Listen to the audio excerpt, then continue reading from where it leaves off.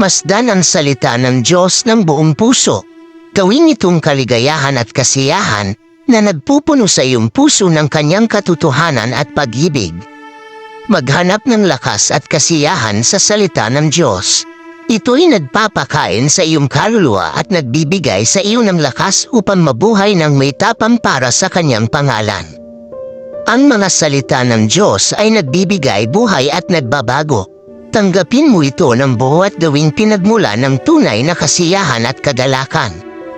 Isanib ang iyong sarili sa salita ng Diyos sapagkat ito'y nagdudulot ng kagalakan at layunin sa iyong buhay. Ikaw ay Kanya at ang Kanyang mga pangako ay para sa iyo. Pahintulutan ang salita ng Diyos na maging ang pinakamalaking kasiyahan mo. Habang iyong sinisikap ang Kanyang mga katotohanan, makakakita ka ng walang kapantay na kadalakan at lakas. Ang salita ng Diyos ay isang kayamanan na nagdudulot ng kadalakan sa iyong puso. Yakapin ito araw-araw at hayaang ito'y magturo at magangat ng iyong espiritu. Magdiwang sa salita ng Panginoon sapagkat ito ang pinagmumula ng tunay na kaligayahan at kaganapan.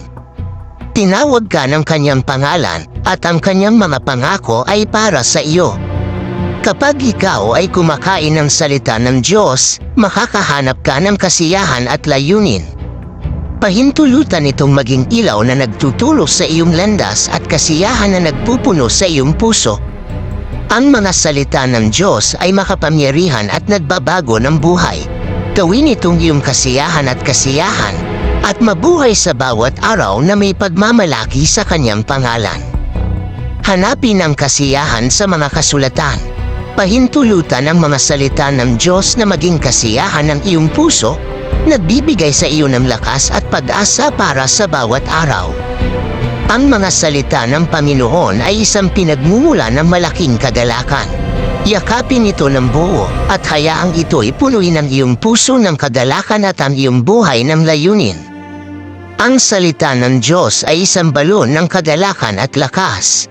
Ang Kanyang mga pangako ay ang iyong pundasyon at ang Kanyang katotohanan ay ang iyong gabay. Ang salita ng Diyos ay isang piging para sa kaluluwa. Pahalagahan ito araw-araw at hayaang ito'y punuin ang iyong puso ng kasiyahan at ang iyong buhay ng layunin.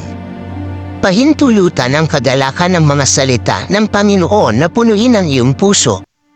Habang iyong tinatanggap ang Kanyang katotohanan, makakahanap ka ng kasiyahan at lakas sa bawat yugto ng buhay.